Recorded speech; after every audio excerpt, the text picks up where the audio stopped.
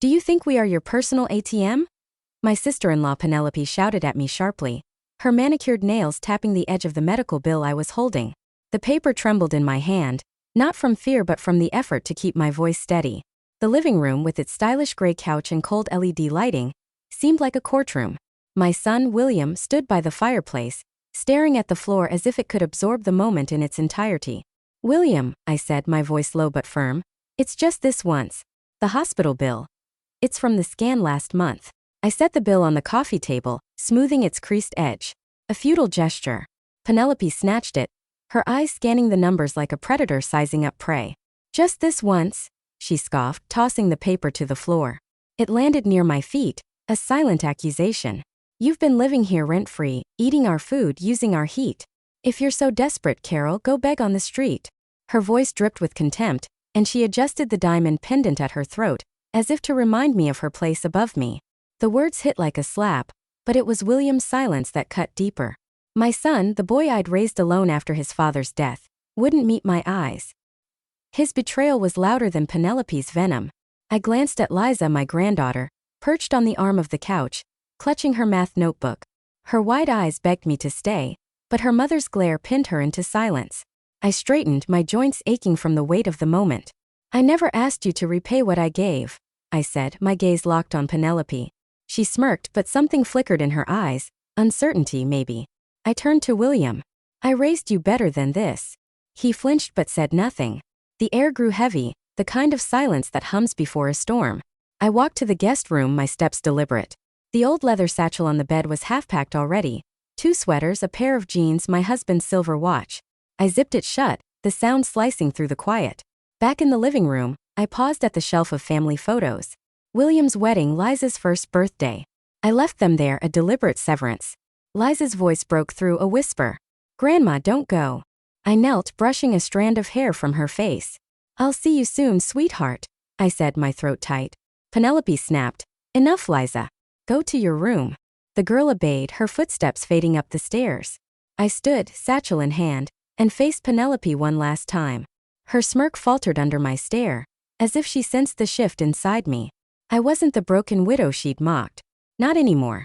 I opened the front door, the winter air biting my face. My breath clouded in the dark, and I stepped into the cold, the door clicking shut behind me. My car, a battered sedan, waited in the driveway. I slid into the driver's seat, the leather creaking under my weight. The key turned, the engine sputtered to life, and I caught my reflection in the rearview mirror. My eyes burned with something new, not tears but purpose. I pulled onto the street, the house shrinking in the distance. They thought they'd broken me. They were wrong. The coffee in my cup had gone cold, but I didn't care. Outside the cafe window, snow dusted the streets of downtown, softening the edges of the world. I sat at a corner table, my satchel on the chair beside me, its weight a reminder of last night's exodus. Penelope's voice echoed in my head. "Go beg on the street." But I pushed it aside, opening my notebook. A blank page stared back, waiting for a plan. My fingers brushed the ring in my pocket, John's ring, its worn silver warm from my touch.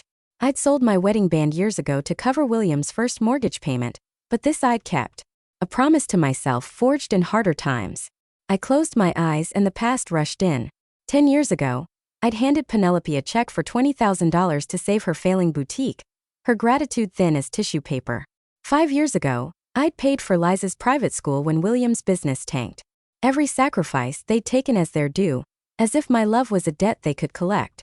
The bell above the cafe door jingled, snapping me back. Emma strode in, her wool coat dusted with snow. She slid into the seat across from me, her sharp eyes scanning my face. "You look like hell, Carol," she said, but her smile was warm. She ordered a chai latte, the steam curling between us as she leaned forward. "Tell me everything." I recounted the fight, my voice steady despite the ache in my chest. Emma listened, her fingers tapping the table, a lawyer's habit even in retirement. When I finished, she leaned back, her gaze piercing. "You gave them everything, your money, your time, your career. And they spit in your face." "I don't want pity," I said, my pen scratching the notebook. "I want justice." The word felt right, like a key turning in a lock. Emma raised an eyebrow. "Justice, huh? That's a start. What's your move?" I hesitated, then slid John's ring onto my finger, its weight grounding me. "I have savings," I said. "From John's estate. They don't know about it. I need you to check the accounts, see what I'm working with." Emma nodded, jotting a note on her phone. Smart. Anything else? I wrote 3 words in my notebook: savings, investments, house. They think I'm nothing, I said, my voice low. They're wrong. Emma grinned, a spark of mischief in her eyes. That's the Carol I know. Let's make them regret it. We talked for an hour, her questions sharp, my answers sharper. I called the bank, confirming access to my accounts. The numbers a quiet power in my hands. Emma promised to dig into the legal details, her enthusiasm fueling mine. As we stood to leave, she gripped my arm. You're not alone in this, you know. I stepped onto the snowy sidewalk, the city humming around me. The pain of last night hadn't vanished, but it had hardened into something else: resolve. I slipped John's ring back into my pocket, its shape a talisman. The cafe door swung shut behind me, and I walked toward my car, the first threads of a plan weaving in my mind. They'd underestimated me. Soon they'd learn. Jack's office smelled of leather and ambition, the kind of place where money whispered in every corner. I sat across from his desk, a folder of financial statements in my lap, their edges worn from my restless fingers. The glass walls reflected the city skyline, but my focus was on Jack, his tie loosened, his laptop glowing with data. He leaned back, studying me with the same respect he'd shown when I'd helped him invest in his first property years ago. You're serious about this, aren't you? He said, his voice low, almost amused. I didn't smile. Dead serious. I handed him the folder, the weight of it a silent command. He flipped through the pages, his eyebrows lifting as he scanned the numbers. You've been sitting on this for years, Carol. Why now? I didn't answer. Instead, I leaned forward, my voice steady. What can I do with it? Jack's fingers danced across his keyboard, pulling up charts and spreadsheets. Plenty, he said. Real estate's your best bet. Stable, discreet. But there's something else. He turned his screen toward me, and I froze. A photo of William and Penelope's house stared back, its modern facade a lie hiding their truth. They're behind on the mortgage, Jack said, his tone matter-of-fact. 6 months delinquent. The bank's itching to foreclose. My pulse quickened, a thrill I hadn't expected. I saw Penelope's smug face, her diamond pendant glinting as she mocked me. I saw William's silence, his cowardice. How much? I asked. Jack named a figure, and I nodded, my pen scratching the number into my notebook. Can we buy the mortgage? I asked. Through a proxy, so they don't know it's me? Jack's eyes narrowed, but he grinned. You're playing hardball. Yeah, it's doable. I'll set up a shell company, keep your name out of it. I opened my folder, pulling out a single sheet, my largest account statement. Use this, I said, sliding it across the desk. Jack whistled softly. You're full of surprises. He typed rapidly, drafting an agreement for the shell company. I read it carefully, my eyes catching every detail. When I signed, my hand didn't waver. The pen's scratch was a promise, a door swinging open. Anything else? Jack asked, leaning back. I glanced at the screen again, the house's image burning into me. Not yet, I said. But keep digging. I want to know everything. Every debt, every weakness. He nodded, a glint of respect in his eyes. You got it. I stood gathering my papers. The office felt smaller now, as if my plan had filled the space. Jack walked me to the door, his voice low. You're not the Carol I remember. This one's dangerous. I met his gaze, a faint smile tugging at my lips. Good. Outside, the city pulsed with life, but I felt calm, centered. I slid into my car, the folder on the passenger seat a map of my future. I pictured Penelope's face when the foreclosure notice arrived, her panic as her perfect world crumbled. The thought sparked something warm in my chest, but I tamped it down. This wasn't about emotion. It was about power. I started the engine, the hum steadying me. The documents beside me were more than paper. They were the first bricks in a wall I'd build around them. I pulled onto the street, the city blurring past. The game had begun and I was ready to play. The kitchen smelled of stale coffee and desperation. Penelope's voice sliced through the morning air, her words as sharp as the knife she waved for emphasis. This is all your fault, she hissed, slamming a letter from the bank onto the counter. The red urgent stamp glared like an accusation. I stood by the sink, clutching a cardboard box of my belongings, books, a scarf, a cracked mug. My fingers tightened around the edges, but my face stayed calm.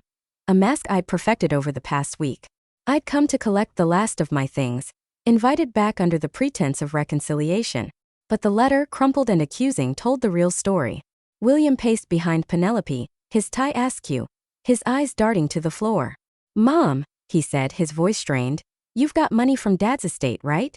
You could help us out. Penelope spun toward him, her eyes blazing. Help us? She's the reason we're in this mess. Living here, draining us dry. She grabbed a crystal vase from the counter. My mother's, a wedding gift I'd left behind, and held it like a bargaining chip. We'll sell this and anything else, unless you cough up your precious inheritance. My chest tightened, but I kept my voice soft, almost frail. I'll think about it, Penelope. It's not that simple. I shifted my weight, feeling the phone in my pocket, its recording app silently capturing every word. A weapon for later. I set the box down and reached for the vase, my fingers brushing its cool surface. Don't sell this. It's all I have left of her. Penelope snorted, yanking it back. Sentimental junk won't pay our bills. She tossed her hair, a practiced gesture, her gold earrings catching the light. I caught a glimpse of Liza peeking from the hallway, her backpack clutched tight, her eyes wide with fear. She mouthed, "Grandma," but I shook my head slightly, urging her to stay quiet. "Mom, please," William said, stepping closer. "We could lose the house. You don't want that, do you?" His words were a plea, but his tone carried an edge of entitlement, as if my life savings were his by right. I picked up the bank letter, pretending to skim it, my eyes locking on the overdue amount. Exactly as Jack had predicted. "I said I'd think about it," I repeated, folding the letter and slipping it into my box. Penelope's glare followed me, but I felt her panic, sharp as the winter air outside. They thought they could bully me into submission. They didn't know I held the strings. I lifted my box, my movements slow, deliberate. "I'll call you tomorrow," I said, my voice a perfect blend of defeat and compliance. Liza's soft sob echoed as I reached the door, but I didn't look back. The knob turned under my hand, and I stepped into the morning chill, the door clicking shut behind me. In my car, I set the box on the passenger seat and pulled out my phone. The recording glowed on the screen, every venomous word preserved. A smile tugged at my lips, small but real. I started the engine, the hum steadying me. They'd shown their true colors and I'd captured it. The next move was mine and it would sting. The park bench was cold. It would slick with melting snow. I sat with my hands in my pockets, John's ring a familiar weight against my fingers. My phone buzzed, Jack, confirming the deal was done. The mortgage was mine, funneled through a shell company no one could trace. I exhaled, my breath a faint cloud in the February air. The bank would notify William and Penelope soon, and I'd be ready. Footsteps crunched behind me, and I turned to see Liza running across the grass, her scarf trailing like a comet's tail. "Grandma," she called, crashing into my arms. I hugged her tight, her warmth a balm against the chill. "I missed you," she whispered, her voice muffled against my coat. "I missed you too, sweetheart," I said, brushing snow from her hair. We sat, her backpack between us, and she fidgeted, her eyes darting to the playground where kids laughed in the distance. "What's wrong, Liza?" I asked, my tone gentle but firm. She bit her lip, then spilled it all. "Mom's going to sell your stuff. The clock Grandpa gave you, the one on the mantle. She's taking it to some antique guy tomorrow." Her voice trembled, and I felt a spark of anger quickly banked. Penelope's greed knew no bounds, but I wouldn't let her touch John's legacy. "Don't worry, love," I said, squeezing her hand. "I'll fix this." I pulled a small brooch from my pocket, a silver star I'd worn as a girl, and pinned it to her jacket. "Keep this safe for me, okay?" Liza nodded, her fingers tracing the star, hiding it under her collar. I scribbled the antique dealer's name in my notebook, my pen steady despite the fury simmering inside. "Go back to your mom now," I said. "I'll see you soon." Liza hugged me again, then ran off, her scarf flapping. I watched her go, my resolve hardening like ice. An hour later, I sat in Jack's office, the air thick with the scent of ink and ambition. He slid a stack of documents across his desk, the shell company's logo crisp on the letterhead. "It's official," he said, his voice low. "The mortgage is yours. They'll get the foreclosure notice next week." I signed each page, my signature a blade carving my path forward. "Any loose ends?" I asked, my eyes scanning the numbers. Jack shook his head. "Clean as a whistle. They won't know it's you." I nodded, tucking the documents into my bag. The weight of them felt like power, solid and sure. Back in my car, I dialed a number, my voice calm as I asked about the antique dealer. The line crackled, but the answer was clear. He'd be expecting Penelope tomorrow. I hung up, my fingers brushing the brooch's empty space in my pocket. The clock was more than wood and gears. It was John's promise, our history. Penelope wouldn't have it. I pulled onto the road, the park fading in my rearview mirror. The plan was moving, each piece clicking into place. I pictured Liza's star, hidden from view, and felt a surge of purpose. Penelope thought she could erase me, but I was rewriting the story. And I wasn't done yet. The restaurant buzzed with laughter, the clink of glass is a sharp counterpoint to my racing pulse. I stood just inside the entrance, a folder in my hands, Liza's school project, my excuse for being here. The air smelled of garlic and perfume, and Penelope's voice cut through it all loud and mocking. Carol thinks we're her personal maids, she crowed, her friend's laughter rising like a wave. The old beggar, always with her hand out. I froze behind a wooden pillar, my grip tightening on the folder. The words stung, but it was the cruelty in her tone that lit a fire in my chest. I peeked around the pillar. Penelope held court at a long table, her red dress bright as a warning. She raised a glass, her new designer bag propped beside her, bought on credit she couldn't pay. To freedom from leeches, she toasted, and her friends cheered. Liza sat at the table's end, her head bowed, her fingers twisting the brooch I'd given her. She glanced up, her eyes meeting mine across the room. Fear flickered in her gaze, but I pressed a finger to my lips, urging silence. I stepped forward, my steps silent on the carpet, and slid the folder onto the table beside her. For school, I whispered. Don't worry. She nodded, her voice a breath. Grandma, I didn't know Mom would say that. I squeezed her shoulder, my smile tight. It's okay, love. Go back to your mom. I turned, the keys in my pocket digging into my palm, each step toward the door fueling the storm inside me. Outside, the night was sharp, the stars hidden by clouds. I slid into my car, the memory of Penelope's words looping in my mind. Old beggar. Leech. I closed my eyes and John's voice came back, soft but steady, from a night years ago in our old kitchen. Don't let anyone grind you down, Carol, he'd said, his hand warm over mine. You're stronger than they know. I'd laughed then, but now his words were a lifeline, pulling me through the hurt. Back in my apartment, I spread the foreclosure documents across my table, their edges curling under the lamplight. The notice was dated for next week, the bank seal a promise of chaos. I traced the numbers, imagining Penelope's face when the letter arrived. Her laughter would die then, her confidence crumbling. I underlined the date, my pen steady, my anger no longer raw but honed, a blade ready to cut. I leaned back, the keys still in my hand, their weight a reminder of the house I now controlled. Penelope thought she'd humiliated me, but she'd only sharpened my focus. I smiled, the expression cold but sure. The documents glowed under the light, a map to her ruin. I stood, crossing to the window, the city sprawling below. The night was quiet, but inside me a fire burned. She'd mocked me for the last time.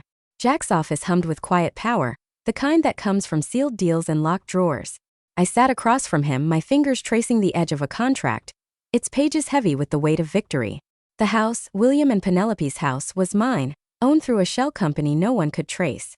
Jack slid a letter across the desk, its bank seal gleaming. Foreclosure notice, he said, his voice low. They'll get it in 3 days. I nodded, signing the final document with a steady hand. The pen scratch was a rhythm, a countdown to their unraveling. Everything's clean? I asked, my eyes meeting his. He grinned, leaning back. Like glass. They won't see you coming. My phone buzzed, a reminder of my next move. I stood, tucking the contract into my bag. I have another stop, I said, my voice calm but edged with purpose. Jack raised an eyebrow but didn't pry. I left his office, the glass door swinging shut behind me, its click a promise of progress.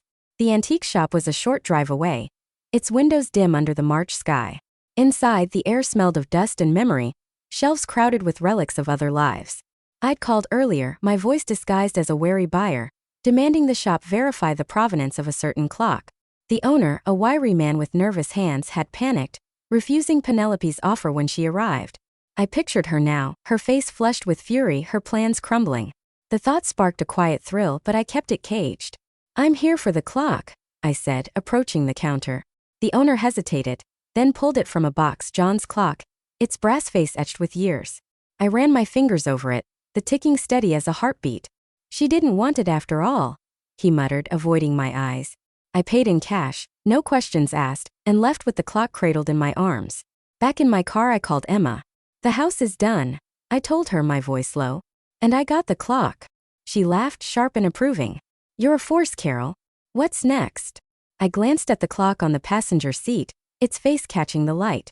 Making sure they feel it, I said. Emma promised to double-check the legal side, her confidence bolstering mine. At my apartment, I set the clock on the table, its ticks filling the silence.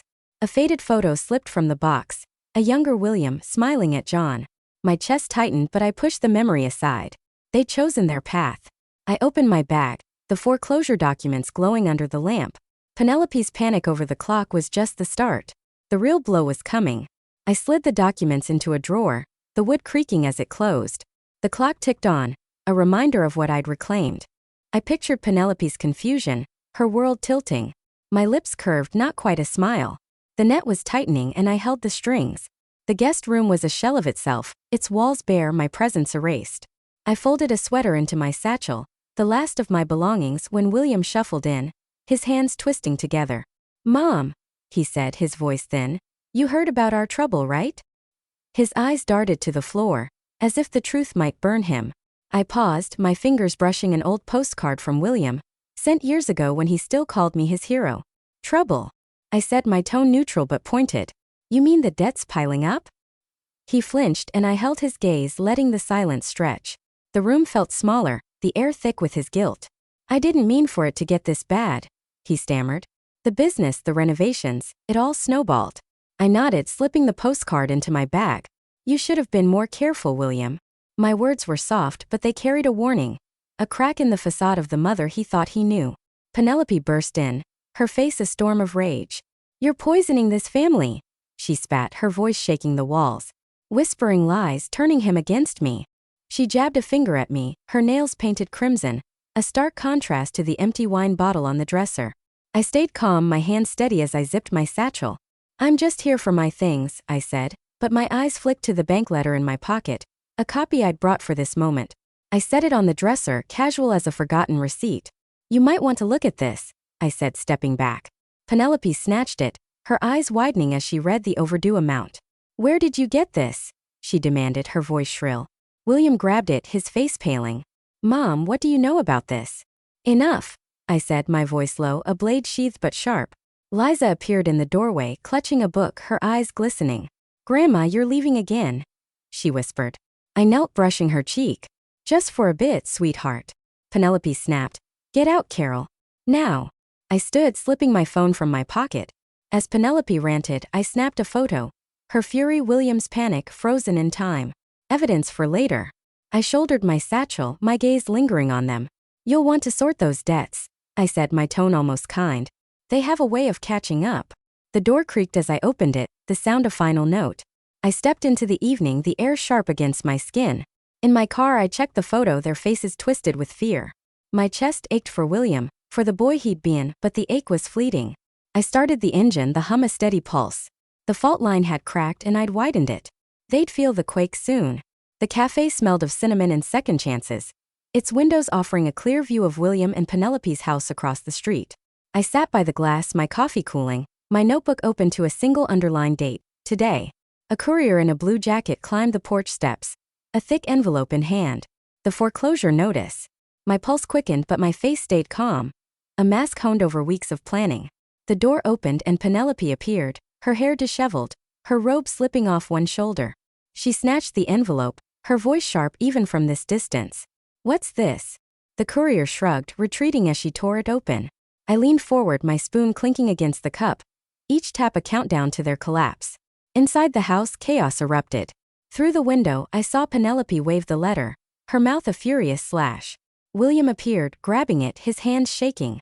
Paper scattered as she shoved a stack of bills off the table, one drifting into the trash. I smiled, small but real. Their world was unraveling just as I'd designed. My phone buzzed. "Emma." I answered, keeping my eyes on the house. "They got the notice," I said, my voice steady. "It started." Emma's laugh was sharp, approving. "Flawless, Carol. The bank's locked in, they can't fight it." I nodded, jotting the date in my notebook, the pen scratch a quiet triumph. "What about Liza?" I asked, a flicker of worry breaking through. "She'll be fine," Emma said. "You're doing this for her too." I exhaled, the thought of Liza's wide eyes grounding me. I pictured her brooch, hidden under her jacket, a piece of me she carried. The house across the street blurred as Penelope stormed out, tossing the letter into the bin. A mistake I'd use later. I sipped my coffee, the bitterness sharp on my tongue. The scene replayed in my mind. Penelope's panic, William's defeat. It felt good, better than I'd expected, but Liza's face lingered, a shadow on my victory. I pushed it aside. This wasn't about emotion. It was about justice. The cafe door jingled as I stood, leaving a tip on the table. I stepped into the morning, the air crisp, the street quiet. My notebook went into my bag, its pages a map of their ruin. I glanced at the house one last time, its windows dark, its secrets mine.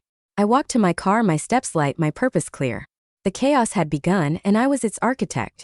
My apartment was a cocoon, its walls holding the weight of years. I sat at the kitchen table, a ledger open before me, its pages yellowed but precise. My handwriting from decades ago stared back, numbers detailing William's college tuition, each check a dream deferred.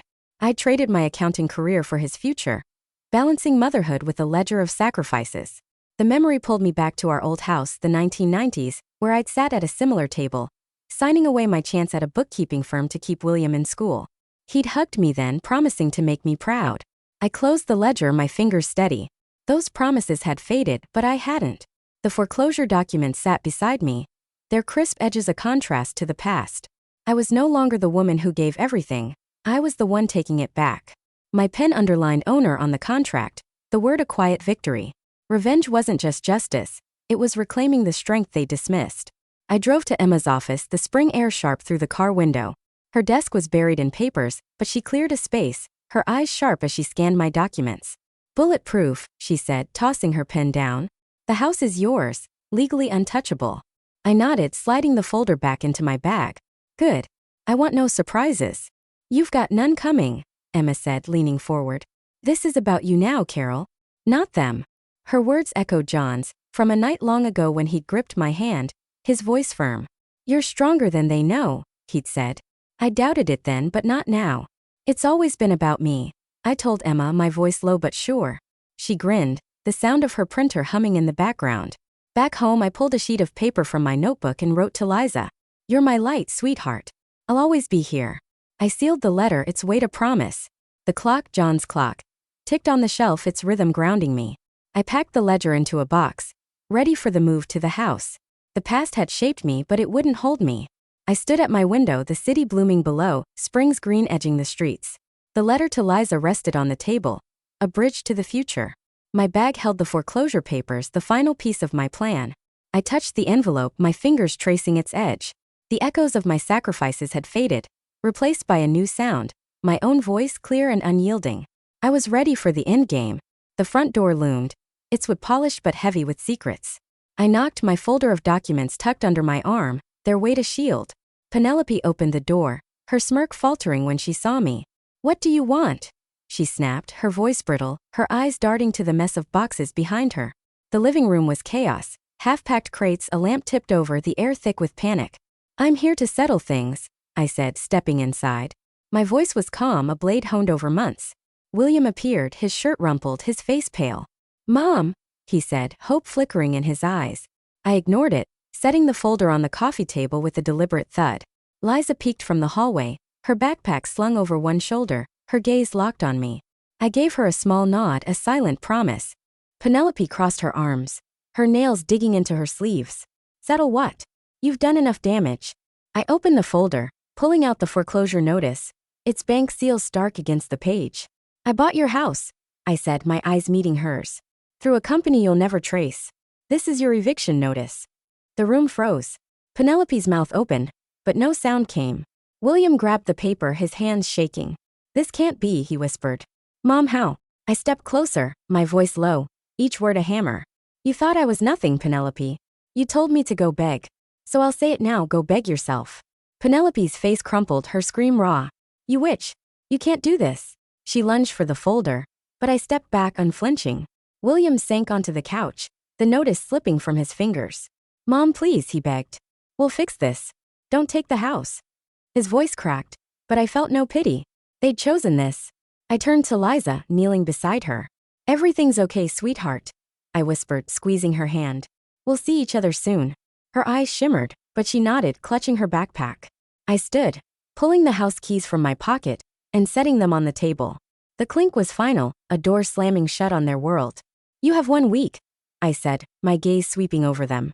Penelope's rage dissolved into sobs, William's head bowed in defeat. I picked up my folder and walked to the door, my scarf brushing my neck as I adjusted it, a gesture of calm. The knob turned under my hand, and I stepped into the evening, the air cool against my skin. In my car, I exhaled, the weight of the moment settling. The house was mine, their arrogance shattered. I glanced at the rearview mirror, the front door shrinking in the distance. My lips curved, not a smile but a mark of triumph. I'd reclaimed my power, and it felt right. The engine roared to life, carrying me toward my future. The backyard smelled of earth and possibility. The soil soft under my fingers as I planted a rosebush. Its thorns pricked my skin, a reminder of strength beneath beauty. I smiled, the April sun warm on my face, birdsong weaving through the air. This was my house now. Its walls no longer echoing Penelope's venom or William's silence. I'd made it mine. Inside, I unpacked a box, setting John's clock on the mantel. Its ticks filled the room, a steady pulse of memory. I hung a drawing from Liza, a bright swirl of color she'd made last summer. On the wall, its edges curling with love. The shelves held relics of my past. My mother's vase, the silver brooch, pieces I'd reclaimed from their greed. Each one was a victory, small but sure. My phone rang, Liza's name lighting the screen. "Grandma," she chirped, her voice bright. "Can I come this weekend? I want to bring my paints." I laughed, the sound easy-free. "Of course, sweetheart. We'll bake those chocolate cookies you love." She squealed, her excitement a bomb. "I can't wait," she said. "I miss you." I pressed the phone closer, my heart full. "I miss you too, love. See you soon." Emma called next, her voice crisp over the line. "Thought you'd want an update," she said. "William and Penelope are in a cramped rental downtown, drowning in debt. No one's bailing them out." I nodded, watering the rosebush, its petals catching the light. "They made their choices," I said, my tone even. Emma chuckled. "You did good, Carol. Enjoy your castle." I hung up, my hands sinking into the soil again. I felt no regret, no flicker of pity. They'd mocked me, dismissed me, but I'd rewritten the story. The house was mine, its rooms filled with quiet triumph. I stood, brushing dirt from my jeans, and walked inside, the back door creaking softly behind me. In the living room, I sipped tea, the cup warm against my palms. The clock ticked. Liza's drawing glowed in the sunlight, and the rosebush stood sentinel outside. I thought of her, my granddaughter, her laughter soon to fill these walls. The past was a shadow, its weight lifted. I'd fought for this peace, and it was enough. I leaned back, my eyes on the garden, the rosebush a promise of new roots. The world was still, but inside me something bloomed, hope. Steady and sure. Liza's visit was days away, and I'd be ready. The future was mine to shape, and I was home. If you like this story, please don't forget to like this video, subscribe to the channel, and write in the comments what impressed you the most about this story. Also, we recommend you to listen to our previous story. It is even more shocking. Just click on the box on the left to play it. Thank you for watching.